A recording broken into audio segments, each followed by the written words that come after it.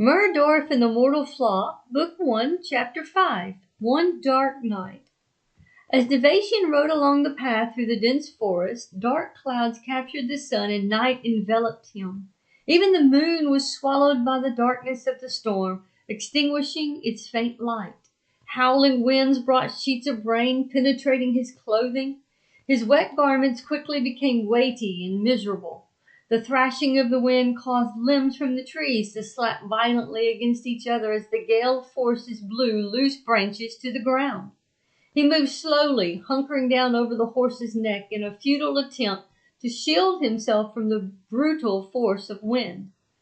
The rain beat down on his metal helmet, sending riddles of vibrations into his head. It was driving him crazy, so he pulled it off and attached it to his saddle, trying to remember why he brought it in the first place. The rain saturated his long hair, making it a sloppy mess. He fought with the wind, pushing his mop hair out of his face, but the gust was persistent in battering him. He strained to see the muddy path. His horse prodded along the trail, instinct telling it how to place its feet. As Nuvatian looked up, trying to discern his location, streaks of lightning lit up the sky. The burst of light revealed the sketchy silhouette of a horse and a rider in a field beyond the trees. Thunderbolts brightened the sky again, this time disclosing the shaded form of a horse rearing and the rider's cape flapping in the wind. Riders of Quadar? Dark riders this close to Sair? Impossible, thought Nuvatian. Now he knew that the sword used to kill the two fellows at the festival was indeed the cursed sword. As he heeled his horse, the lightning flashed once again.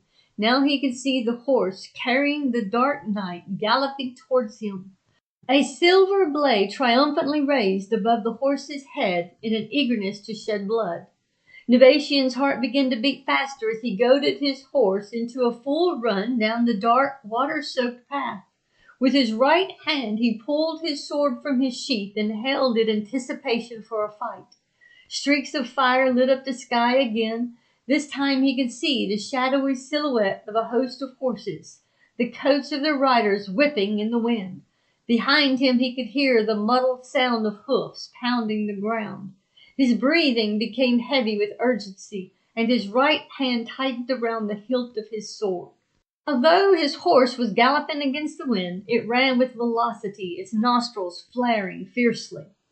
Nuvatian knew it was not much further until he reached the city, a fortress of safety. He was thinking he might be able to outrun them when suddenly from among the trees just ahead of him 2 more riders of Quadar shot out from the stacked-up timbers that lined the pathway, charging at him with their swords shining under the bolts of light, their dark capes grappling with the wind. Nuvatian galloped by, swinging his sword and striking it against the blade of one of the rat finks. He couldn't see their faces because the dark hood and the black night camouflaged them. But he didn't have time to wonder if the legends were true because another rider raced swiftly to his side, swinging his sword. Nuvatian skillfully blocked it and thrust his sword through the rider's body. Suddenly another rider emerged from the tree line. As the rider thrust his sword at Nuvatian's chest, Nuvatian blocked the deadly blow and jabbed his own sword under the rider's arm, perforating his skin. The dark rider slumped over his horse and fell to the soggy ground, his blood now mingled with the muddy water. The pounding of their hoofs proved that a cluster of hellions were closing in. If it weren't for the wind and the rain, Nuvatian thought he might feel them breathing down his neck, they were so close. Nuvatian could see dim lights ahead. Almost there. He prayed as he raced for the sanctuary of the city.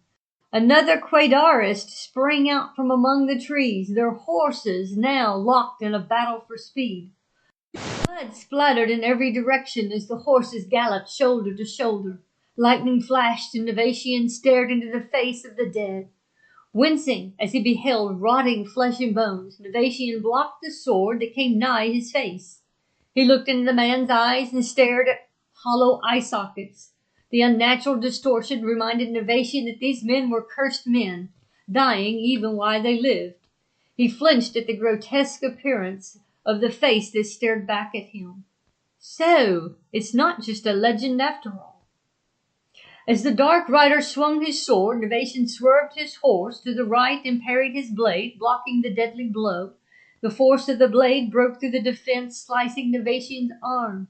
Unbearable pain shot through his arm, causing a momentary loss of coordination. Fumbling with his sword, Nuvatian wrapped his hand around the hilt with a death grip. Pain, he reminded himself, was just an impulse to be ignored. Swerving his horse towards the left, Nuvatian thrust his sword into the craterist.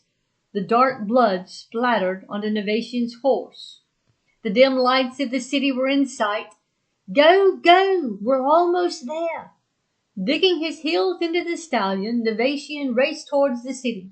Slowly the thundering hoofs faded as the torch of the city lit up the dark night.